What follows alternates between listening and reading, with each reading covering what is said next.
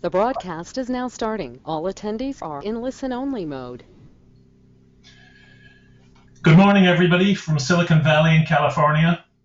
I'm Donald O'Shea of the FIDO Alliance, and welcome to the FIDO U2F webinar. The presenter today is Alexei Czeskis of Google. And without further ado, I'll hand over to him just to let you know that we will take questions if we technically can, and we'll use the chat window for that. We won't have any voice questions. Alexei, please go ahead. Hi everybody. This is my first time using this particular piece of software, so if there's a couple of glitches, I apologize ahead of time. I realize that for some of you it might be morning, for others it's a day, and for some of you it's probably evening. Thank you all for joining regardless. And as Donald said, my name is Alexei and I write software at Google. Today I'll be taking you through the U2F, the Universal Second Factor. Some of you are just starting to learn about U2F, and others may already be well versed in U2F terminology and principles, and probably can't wait to see some code and maybe even start coding. Hopefully, you'll all walk away happy from this presentation, as it should cover all of these cases. So let's get started. Today, we largely live in a world where users get authenticated to websites by passwords. Unfortunately, passwords are bearer tokens, and as with all bearer tokens, they're subject to lots of attacks. For example, users reuse passwords across websites, and you can't blame them. There's a big cognitive burden associated with remembering lots of complicated, unique passwords. But unfortunately, this means that attackers can compromise weaker sites and use credentials found there to compromise accounts on stronger sites. So for example, if a user has an account on bank.com, that account is only as strong as the weakest site on which the user reuses the same password. But it turns out the attacker's job is often a lot easier. Users will simply give up their passwords to attackers. Attackers just have to make a website that looks something like a legitimate site. For example, gmail.com, right? Something that looks very similar, maybe that is vulnerable to a typo. And this, of course, is called phishing. And in some cases, malware can also grab passwords from users via keylogging. And the industry has not stood idly by. Many of the people in the security industry have realized that a password is no longer enough to authenticate a user. Towards this end, the state-of-the-art solution nowadays is one-time codes. And this can either be delivered through an SMS to a user's phone or maybe shown by a dedicated device. But unfortunately, all of these have non-trivial downsides. For example, in the case of SMS, there are coverage issues. An SMS might not be delivered to a handset, and the user might be locked out. There might be a delay. There might be a cost to the user. SMSs are not free for everyone. As far as devices go, they have the unfortunate nature of being one per site. So if 5 of the websites that a user uses, each supports one-time codes, that means that the user will likely have 5 dedicated devices that they will always have to carry with them, and that's unfortunate. These standalone devices are expensive, and sometimes they're also fragile. The user experience in all of these cases is not particularly nice either. The user has to take a code, look at it, and then manually copy it onto the screen before the code changes perhaps to another code. And users found this frustrating. And finally, at the end of the day, all of these cases are still phishable. The user or the attacker can just ask the user to enter their current one-time code and then replay that to the legitimate website. And this is where U2F comes in, the universal second factor. The universal second factor is designed to be one device, which the user can use across many services. It's designed to be easy to use. The user just inserts it into their USB drive and touches it. The universal second factor has been designed to resist phishing and many other attacks. It's designed to be safe. Under the hood, The universal second factor uses standard public key cryptography. During the setup process, the user's device mints a new key pair and introduces the server to the public key of that key pair. During the login phase, the server asks the token to sign some data, a cryptographic challenge to verify the user. This is a textbook challenge response protocol, and it allows the user to reuse the same token across many sites safely and securely. Again, one device, many services. Much thought has gone into the design of the U2F device to make it very friendly to consumers. It's privacy preserving. It has no site-specific keys. In fact, the public-private key pairs are segregated by origin and has no unique ID for the device. That is, if you happen to lose one of these devices in the parking lot and somebody picks it up, they will have no idea who it belongs to. The U2F device is designed to be secure, designed to be not vulnerable to phishing, not vulnerable to man-in-the-middle attacks, and not vulnerable to several other attacks as well. It's a device that both the server and the user can trust. Inherent in the design of the U2F device is this concept of attestation. You'll be able to tell who made this device. It's pragmatic. These devices are already affordable today, and they will become only cheaper in the future. And they're really fast to use. You just insert it and press a button. If this sounds like a smart card to you, well, it is. It's a smart card, but it's been redesigned from the ground up to make sense in a consumer web. All right, so that's enough talking. Let me show you a demo here. And I realize that all of you can see my full desktop. That's okay. All right, so I will demonstrate logging into my personal Gmail account. Here's my username. I've pre-typed my password. It's kind of long. I didn't want to have you go through watching that. So if I hit sign in and everything works, you'll see that the website is asking me to insert and touch my security key. My security key is already in my USB drive, and here I am pressing it right now. And there we go. I'm logged in. This is my actual Gmail account. Great. So a couple notes. First of all, that was really fast. I don't know if there was a delay with this particular software, but for me, it took just a couple of seconds. Also, my U2F device started blinking, letting me know that I needed to touch it. Unfortunately, you were not able to see this, but I guarantee you that that happened. And in fact, this is not just available for me, it's available for all consumers. Google launched this, I forget how long ago, but several weeks ago, I guess.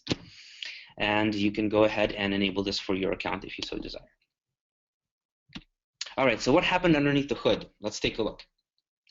First, I typed in my password, and this password was sent to the server just as before. And as before, this was vulnerable to all the attacks that I mentioned.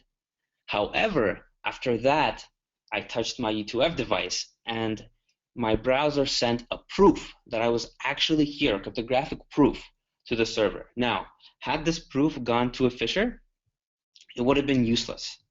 A phisher could not take this proof and then send it onto the server. And that's, again, because the nature of this proof binds it to a particular domain.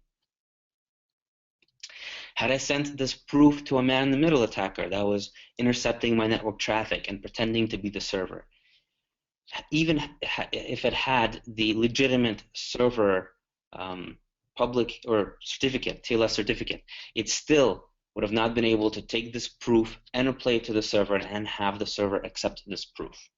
And again, this is because of the inherent design of the U2F protocol. All right, so let's take a small peek inside what was in that proof. The proof has several things. First, it says, I promise that the user was here. The U2F protocol says that the token will never, ever send a proof back unless it was able to ascertain the user presence. In this particular token that I was using, this was done by a capacitive touch sensor. The proof also says that the server challenge was a particular challenge. This was something that the server had generated previously and sent off to the token. It says that the origin for which this proof is meant is accounts.google.com or any other origin. And it has a view of the TLS connection. It has a fingerprint of the TLS connection which cannot be forged. And then all of this is signed with a key that is stored in the token, and the public key of which is known by the server. All right, I'm going to check and see if any questions have arrived before I continue. Okay, it appears that there haven't been any questions, so I'll go ahead and continue. But of course, if something is not clear, feel free to ask questions, and Donald will forward that on to me.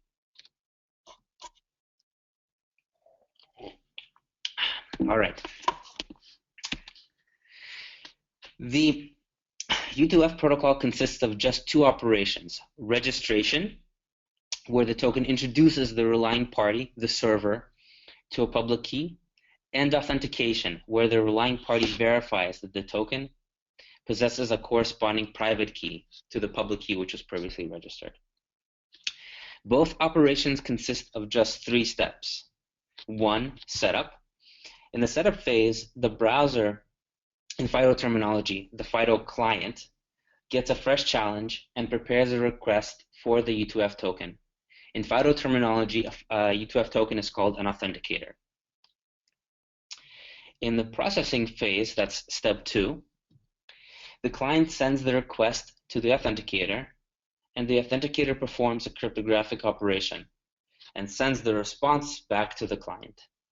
And finally, in step 3, the client transmits the token's response along with some other data necessary to verify the response onto the relying party.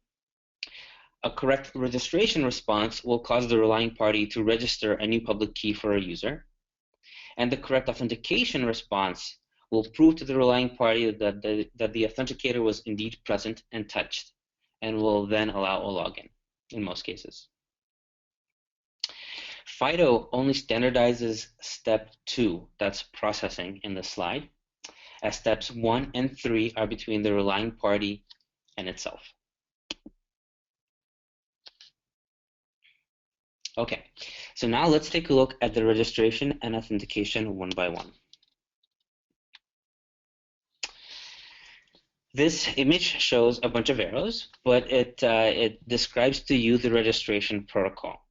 It begins with the relying party generating a challenge and sending the challenge and an application ID, here denoted A, to the FIDO browser or the FIDO client. And I'll show what the application ID is in just a minute. But it's a string that identifies the relying party as an entity and not just as an origin. In fact, I might just as well show this now. Let me find the right page here. Is it this one? Nope. This one? Oh, sorry. I think it's this. There we go.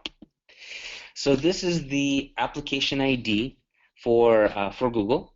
It shows you all of the origins from which we will attempt to perform a registration operation or an authentication operation. So all of these origins map to the entity that is Google. All right, and this string up here, this URL, is the application ID. Okay, so the relying party sends the challenge and an application ID, a URL, which then has a JSON object which represents all of the origins that represent this relying party onto the FIDO client, the browser. The browser verifies that indeed this origin is part of this of the application ID, and then constructs a request object for the U2F token. That request object contains the challenge that was sent by the relying party, the origin that the FIDO client, the browser, saw, the channel ID, that's the view of the TLS connection, and the application ID. Now, we denoted a bunch of this here as C. This is called client data. So the application challenge and the client data is sent over to the U2F token. The U2F token then generates a public key, a private key pair, and a key handle, and then produces a response. The response contains the public key that it generated, the key handle, an attestation certificate, which identifies where this U2F token came from, who made it, and so on and so forth, and a signature S over the application ID, the client data, the public key, and the key handle. The FIDO client then takes all this and forwards it on to the relying party. You'll notice that the signature is there, which came directly from the token. The attestation certificate is there, again, which came from the token. The key handle and the public key came from the token. And then this client data C, which did not come from the token, but it's the challenge that the browser previously had sent on to the token. And this is done so that in case there's any kind of encoding differences, you'll see that the C is actually encoded as a JSON object. But if there's any kind of differences, there won't be a bug introduced because the FIDO client just echoes back to the server exactly what it sent onto the token. And then a cookie, so that the relying party can associate all this data to a particular user. Okay, so then the relying party verifies the signature, the attestation certificate. It decides whether it'll accept this token or not. And then it stores the key handle and the public key and associates it with a user. And you'll see that authentication is very similar, except in this case, the relying party sends also a key handle because it knows which user this is. So it sends a challenge, an application ID, and a key handle. The browser again verifies that the origin is part of the application ID, constructs the client data as before, and sends the request off to the U2F token. The U2F token verifies a user touch, extracts or looks at the key handle, looks up the corresponding private key, verifies that this key handle was indeed meant for this application ID. This is how origin separation is done. Increments an internal counter to prevent cloning attacks, and then produces a signature, which it sends back along with the counter value. This is then forwarded on to the relying party, which verifies the signature, and then if everything works out, we'll set the login cookie. Okay, so arrow diagrams are great, but how do you actually use this? You might be asking yourself. So here's an example. In fact, using this is incredibly easy. This is the JavaScript API available for developers. In case you want to register a token, you would call the U2F.register command.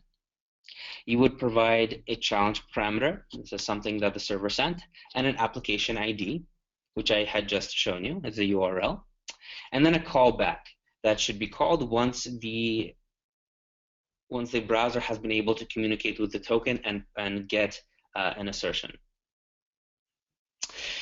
Once the callback is called, it contains two things: the client data, which is the challenge, the actual raw challenge that the browser sent off to the token, and the token's response. So let's peek in at those. Here, the client data, which is this top bubble, this is the raw JSON object which was sent as the challenge to the token. It said that this is a register command. Here's the challenge. This blob, which says CID public key, is the fingerprint of the TLS channel. And if you're curious about what exactly that is, you can either contact me and I will be happy to point you at the specification, but it's basically, or you can look it up yourself, but it's basically called a TLS channel ID. And then finally, origin for which this request is being made. Here, accounts.google.com. Looking at the response, it's a structured byte array. It contains the public key, the key handle, and this is the key handle is expressed as first a byte indicating the key handle length, and then the actual key handle, and it's up to the authenticator manufacturer how they want to express this key handle. the attestation certificate, which is an X509 cert, and the signature. And the signature, of course, is over the over several things. One is the application ID. Here it's 32 bytes as an application parameter. This is actually a digest of the application ID. This is a digest of the challenge. This is the key handle, and this is the public key. And of course, this is all just a signature. All right. The sign command is very similar, except now instead of just providing the challenge and the key and the application ID, the developer also must provide a key handle. The callback function is also very similar. It again carries the client data, which is the raw data that was sent to the token, and the token's response. The client data here again says, as you might have guessed, this is an authenticate command. This is the challenge. This is the fingerprint of the TLS connection, the CID public key, and again the origin. The response is again a structured byte array, with the first byte indicating whether there was a user presence or not, a counter, 4 bytes worth of a counter, and the signature, which again is structured in a particular way. So these JavaScript APIs are pretty simple to use. They're pretty straightforward. There's really not much here. All right. Let's see. Let me check to see if there's any questions before I go forward. All right. No questions. So let me then go ahead. All right, hopefully you saw that this was pretty simple to use, and there's plenty of advantages to actually doing this. Sorry, so Alexei. What if you actually want to accept U2F? Yes. Alexei, it turns out that people are using, and probably quite reasonably, they're using the question facility that's in GoToWebinar rather than the chat room. So in fact, there are some questions. Let me read some of them out to you. Okay. Probably a really important one to have gotten earlier would be, does the U2F key need any client-side software to be installed, or does the browser go ahead and read it off the USB device? It's a great question. The currently the Chrome browser comes with, well, you can download an extension with the Chrome browser that will support this. However, we are building this support into the Chrome browser core, and we expect this to ship sometime in the next several months. Basically, this support will be part of the browser, and in fact, I think you don't even need currently to use an extension if you want to do this with Google. But if you want to do this with anybody else other than Google, you do need to have an extension installed. But this will go away very soon. Was the public key of the token sent to the server in advance of the authentication challenge? The public key of the token is stored during the registration phase. So let me go back here.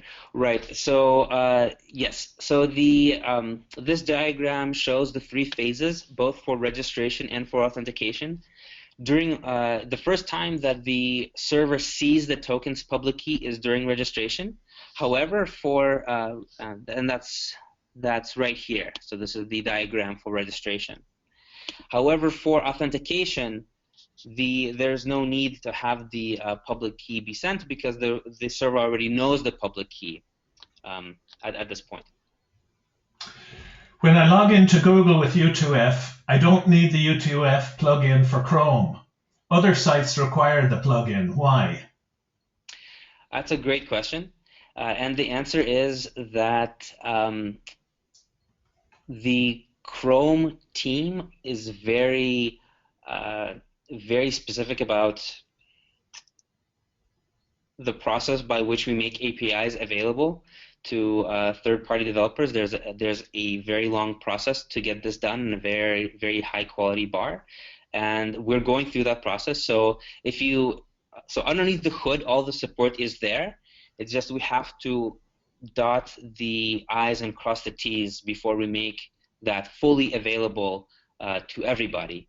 So meanwhile, we have released this extension. But as I mentioned, in the next couple of months, as soon as we're able to dot the I's and cross the T's, this support will be available to all websites, not just Google, without an extension. What is the cost of such a U2F device? Wonderful question. So let's see here if I can. So if you go to Amazon.com as an example, I think there's also other avenues for this being sold. You can see a number of U2F security keys by several vendors, and they have different features. So for example, here is a token produced by Yubico. This one is $17.99. Another token is produced by PlugUp. This is $5.99, and they work slightly differently. There's also a more expensive version of these as well, which has additional features. So there's a wide variety of both tokens and price ranges depending on what it is you want. This is all fine for desktop and Chrome, but what does the future hold in terms of mobile devices? Great question. I have, let's see here. So I have a slide here I was going to go to, but I might as well get to that now. We are currently working on support for BLE and NFC, and in fact, if you were all in this room with me, well, I guess you wouldn't fit. But other than that, I would show you a demo where we have this working over NFC. So you would just take your maybe you can turn on a webcam. Here's an experiment. If everything breaks, I'm sorry. I know we've never tried to use a webcam here before. Are you able to see me? Yes. Great. Okay. So here I have a device, an Android device. Here I have an example U2F token, and in fact, to authenticate in the browser on one of these devices, I have support for this token to just touch the back, and that's it. Using NFC, this will basically sign an assertion. Let me turn off that. Okay, there we go. And this is being standardized as we speak. Again, this specification is not quite yet ready, but if you are interested in either building one of these or having input on how that should work, please come join FIDO and have input. But we expect that the specification will be released soon. Similarly, we're working on Bluetooth Low Energy so that we can be compatible with devices that don't have an NFC chip. For example, on iOS, we don't currently have access to NFC APIs, but we do have access to BLE APIs. So that's coming down the line. Similarly, even for desktops, in some cases, the USB drives might be full. It might be just more convenient to use some kind of wireless protocol. Again, their BLE will be very handy, and all of that is in progress as we speak. If the user wants to keep a second UBS token in case the first is lost, does the relying party need to maintain two public keys for the same user? Correct. Indeed, you do. Let me pause the screen here for a second and try to so that I can get to a screen and show you something here. Just a second.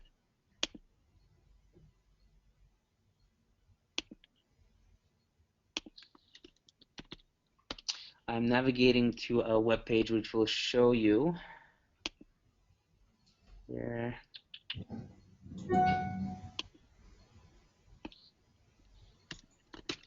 Sorry, it's going to take me just a second.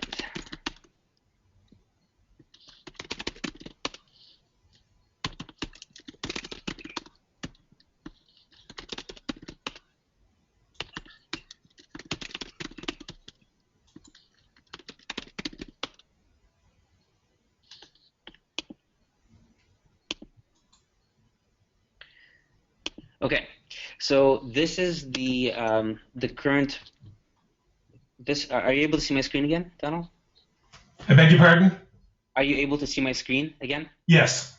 Perfect. So here you see the security keys, the U2F security keys that I have registered for my personal account in my personal, Google Gmail account.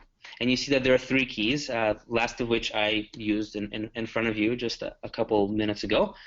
In this particular case, the server does need to maintain all my keys 3, but it's really up to the server. I think that consumers will want to have multiple keys in case one is lost or one just lives in the USB drive of their computer. And in fact, the protocol supports this, and we do send multiple key handles at a time, basically, to the tokens. Can authentication flow be combined with OAuth flows to issue OAuth tokens?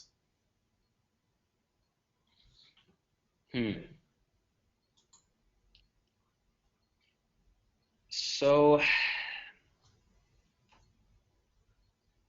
we have not, we have tried to keep the U2F flow very self-contained so that it's very simple to use and you can use it irrespective of anything else.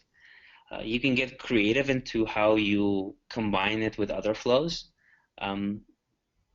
I don't know that we have specifically thought about it combining it with OAuth flows. However, you can imagine that a user authentication flow might begin with an OAuth flow and then conclude with a U2F flow in case the relying party wants more proof that it's the actual user. I think combining them into one flow is probably possible. I don't know that we've heard a need of doing this from any of the number of people that have been involved. If there is a need, we should talk and we should see if we can figure this out. I think it would be interesting. Yeah. What about device cloning? Current tokens don't store private keys on board, but encrypt it and send it to a relay party. Correct. They do. That's right. That's not mandated by the spec, however. That's just an implementation detail that the token vendors have decided to use. We believe it's secure.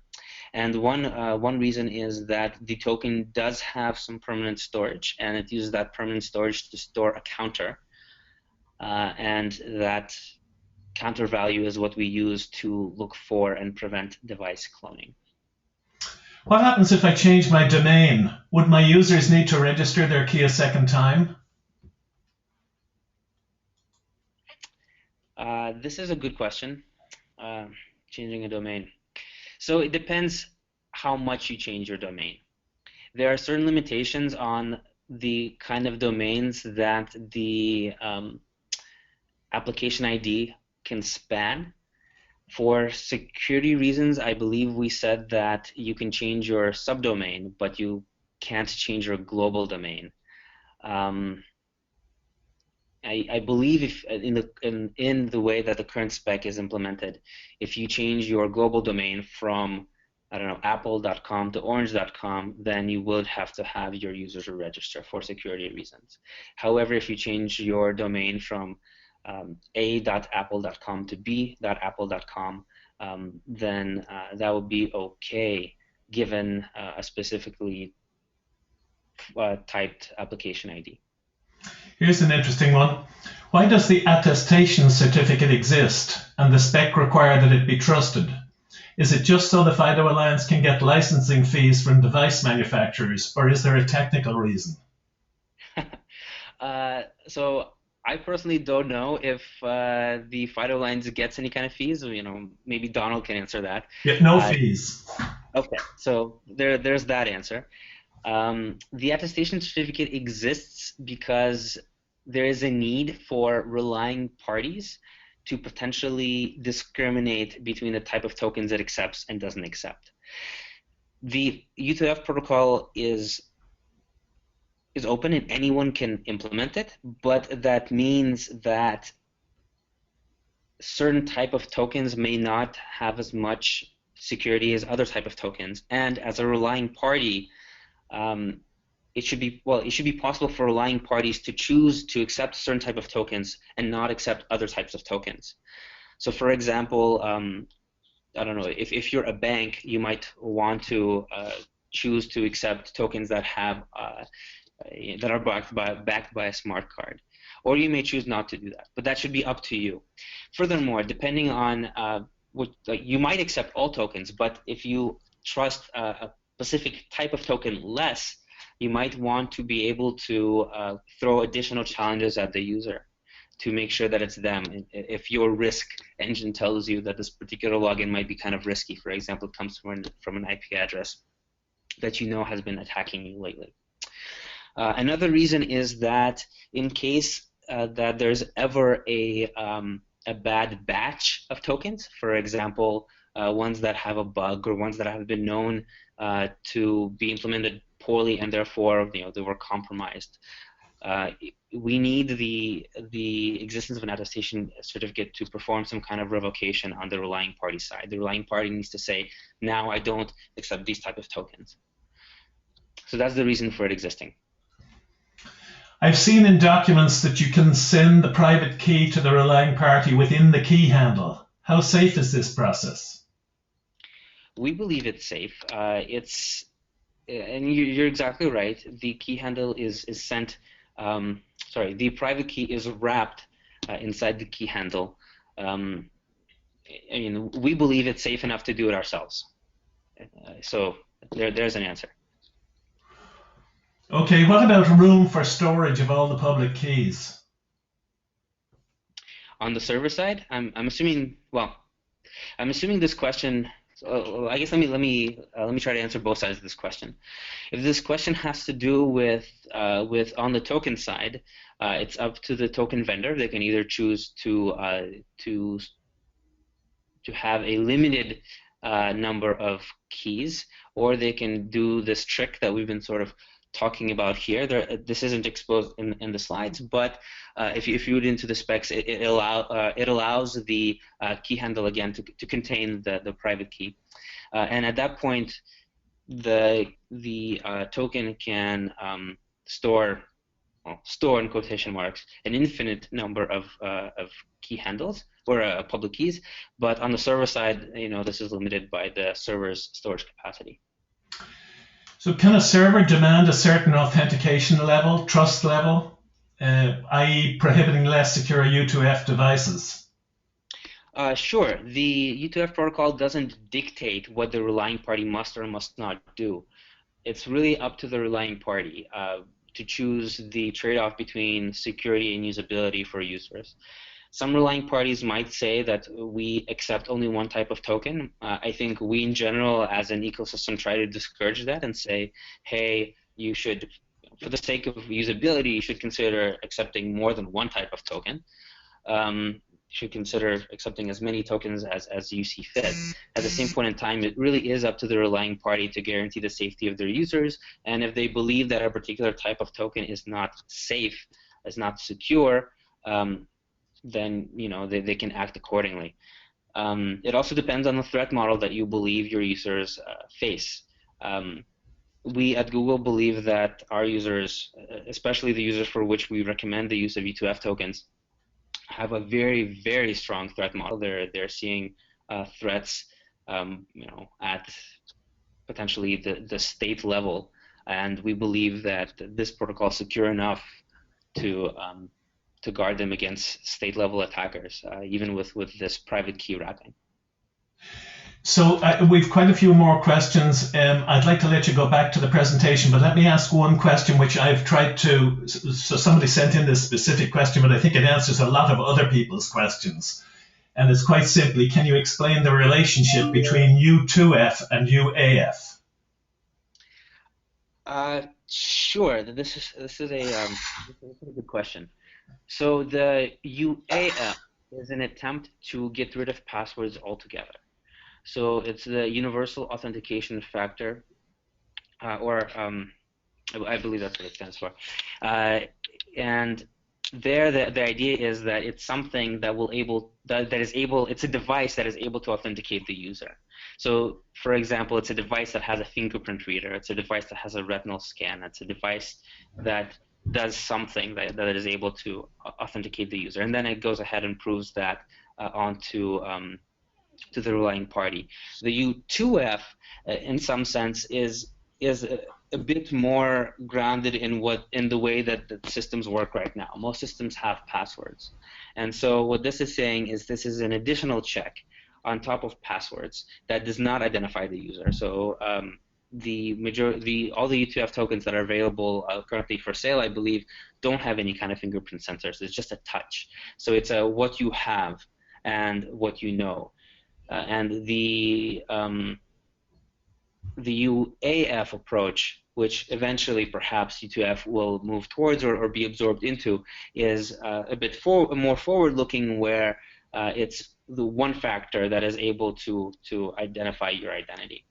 It's something that we believe is it's the future, but it's something that it's probably going to take a little bit longer to deploy, and therefore U2F is something that you can deploy now with your current website to give a lot of security to your users.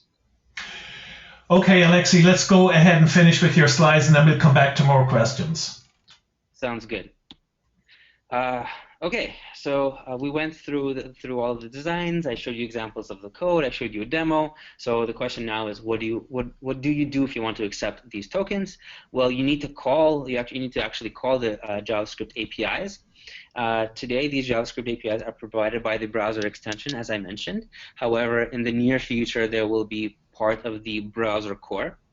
On the server side, you need to implement the registration flow. You need to decide how you're going to handle attestation certificates, whether you're going to accept all of them, some of them, none of them. Well, I guess if you accept none of them, then this doesn't really work. So either some of them or all of them. You're going to have to verify the registration response, and you're going to have to store the public key, the key handle, and associated with the user account. And as was mentioned in the questions, this might be multiple key handles, multiple public keys. And you're going to have to implement the login flow. You're going to have to check the username and password just as you're doing now. But then on top of it, you're going to have to look up the key handle and then verify the authentication response. This means the origin, the signature, and the counter. And finally, once you do all of that, you need to go back and you need to check your account recovery flow. Because if you make your sign-in flow harder, attackers will try to go in through the back route, through the account recovery flow.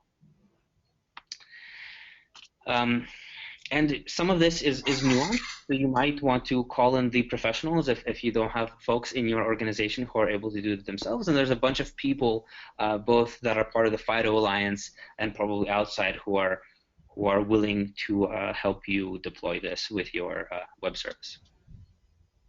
What happens if you want to offer a USB U2F device? Well, you'll have to implement ECDSA P256. You're going to have to implement a counter on the device. You're going to have to decide on a key handle strategy. Do you want to wrap the private key, or do you just want to store the private key locally and associated with an application ID? You're going to have to implement the USB framing document or the framing specification. And then remember that you are not allowed to provide any responses without user presence. So you're going to have to check user presence in some way. And we currently have, I think, 2 examples of doing that. One is by touching a U2F device. There's a capacitive touch sensor, or by plugging it in and out. And I think the plug-up devices do that. The one exception where you don't have to check for user presence is a particular command that checks to see if a particular token is already registered. And this is a kind of nuanced, and I'm happy to talk with you about it offline. But again, it's safe, but it's there for a particular usability reason. Okay. So people were asking about wireless protocols, NFC, BLE, etc. If you are interested in offering one of these or supporting this, again, please come join FIDO. We would love to have your input. We currently have a specification in the works and a couple of prototypes. If you want a different form factor other than USB, Bluetooth, NFC, come talk to us. Come join FIDO and let us know what you think. I think people will be very excited to hear what your ideas are and try to move forward on that. Okay, let's go back to some questions, if that's okay with you, Alexei. Sure. Here's one. How did the spec choose NIST or NIST P-256 for EC keys? Have you given any thought to changing it in future versions after DJB research at safecurves.cr.yp.to? So somebody must have found some kind of a flaw with the NIST standard or spec. Right. So we follow the latest developments in cryptography very closely. We have a bunch of cryptographers here at Google, and there's a bunch of cryptographers also that are part of FIDO. We believe that the NIST P256 curve is the best for currently for a number of reasons. We believe that it is secure enough at the present. We believe that it has also certain features which make it nice for implementation. It has I'm not a lawyer, so I'm not saying this as a lawyer at all, but as you know, there are, as I'm sure many of you know, there are certain patent implications to a certain type of curves. We believe that this particular curve does not have a certain type of encumbrances that others might.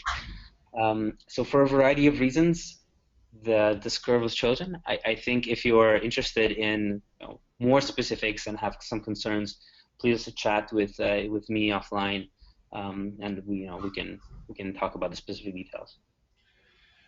How a relying party knows what type of token is used? Any ID? But if this is ID, then someone may copy this ID to own unsecured token. That's not very clear, but do you get the drift of it? How does the relying party know what type of token is used? Let's see. This question might be asking several things, and I'll maybe try to answer all of them, and hopefully I'll answer the thing that the question was actually asking. During the registration flow, the token provides a attestation certificate which identifies which type of token this is, and this is done in a batch, meaning that it's not uniquely identifiable. I believe the current specification says, I want to say 1,500 is the minimum size of a batch. So, but it could be larger. I don't remember off the top of my head. But basically, it says what type of token it is, but it doesn't say whose token it is. It's not a unique ID that you can track. And the token also yields a key handle, but this key handle is for a particular origin. So another origin will see a different key handle, a different public key, a different ID. During the sign-in flow, during the authentication flow, it is actually the server which specifies which token it is. By that time, it already knows the token because it's doing the U2F authentication for a particular user. Remember, this is done after the user types their username and password. At that point, the server knows the key handle because it has it stored in a database in the public key as well. However, if you lose the token and the token is picked up in the parking lot, there's really nothing that you can do to ask the token whose its owner was. The best you can do is if you can somehow guess a key handle, which would be pretty difficult. You would have to know the user. It would have to be a targeted attack where the username password is known to the attacker, and then the attacker would have to go to the particular website that they believe this token is registered with. But that's a very serious attack. This means that you're being pursued by an entity physically in your physical space, and we'd hope that the user, at that point, if they're facing that kind of adversaries, would be able to go to the website and unregister their U2F token before the adversary was able to use it. But again, this is a threat model which we believe is not something that most of the users will be facing. Is there any reference U2F Java card applet available? Yes. Actually, one thing that I wanted to mention, and let's see. if I can pull it up here, GitHub. In fact, if you go to this GitHub page, here you'll see that all the source code is open source. There's reference code, there's a demo, there's an extension. The reference code, I believe, is in Java. There's Java here, and you can go ahead and look in that code and use it freely. It's available online and released by us. I believe some of the other vendors have also released some code that might be more Java card specific. So I'd like to take the opportunity of answering some of the questions. Quite a few people have been talking about license fees and so on. FIDO is not a money-making institution. It's a standards body, and where there is no license fee going forward. There will be fees associated with certification, one-time fees, but other than that, there's no, it's a fee-free license going forward for anybody who wants to implement anything. There have been some questions about joining the Alliance. The membership level that allows you to participate in the discussions and voting on the standards and so on is the sponsor level. It is $25,000 a year. There's another level called the associate level, which for small companies is only $1,000 a year. But the actual capabilities, if you like, of an associate member are fairly limited. You can't participate in the voting at the technical working groups. In fact, you almost certainly won't be able to participate in the technical working groups. So sponsor level is the level to aim for if you want to actually influence the standards, or if you want to go to all the meetings and have the opportunity to discuss the details with people like Alexei and the others.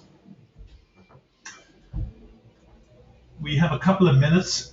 Alexei, is there anything else that you'd like to talk to? I don't think so. I think this is pretty much it. While you're thinking, there's a question here. It says the membership fee, and this is for associates, although he doesn't say this. The membership goes from 1K for 100 or less employees and then jumps to 15K for 101 or more. For a small company, that seems to be a huge jump, like with 101 employees. Well, the reason that we raised the associate fee for companies of 100 employees and more is that some very large companies were joining the Alliance at the associate level. And I mean, we do need to run seminars, we need to run webinars like this. We have a small, not a very big, but a small staff that has to be paid. We have the meetings to run and so on. So obviously we can't do this on no money at all.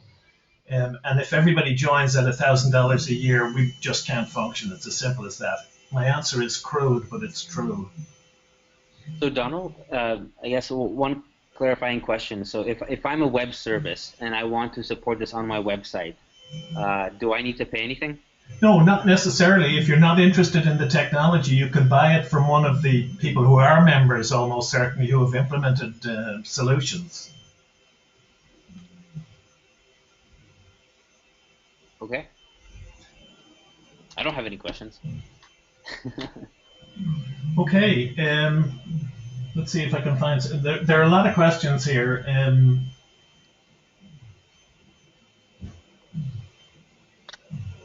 Does the automatic token response mode, no touch required, raise a privacy issue identifying the user to any page using the JS API?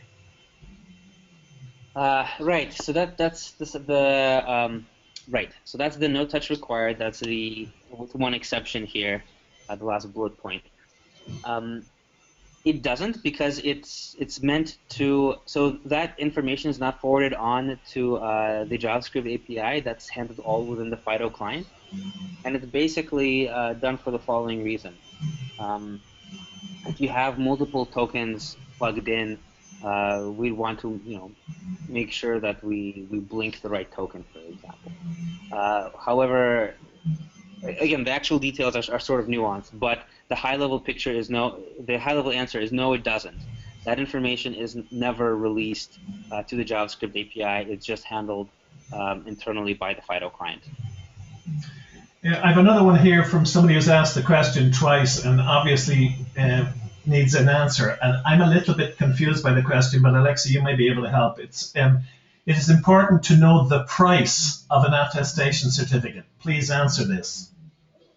One more time, can you read the question? It's important to know the price, and I'm emphasizing it because it's in capital letters, of an attestation certificate. I don't think there is a price of an attestation certificate. So let's I guess be clear here. I'm not an authentication or authenticator manufacturer. The attestation certificate is something that the authenticator manufacturer needs to figure out. There's no mandate for the attestation certificate to actually go, to be made by anybody. It's not a web TLS PKI kind of situation where there's a certain set of root certificate or root certificate authorities. There is no such root certificate authority list for U2F. In fact, you could manufacture a fresh attestation certificate every single time you register, right? I don't know if you necessarily want to do that, but you could do that, and you could say that it chains back to Acme Corporation. This thing could be completely fake. The other hand, though, is remember that the relying party can choose to accept or not to accept attestation certificates. So, it's kind of, I don't know how to say this.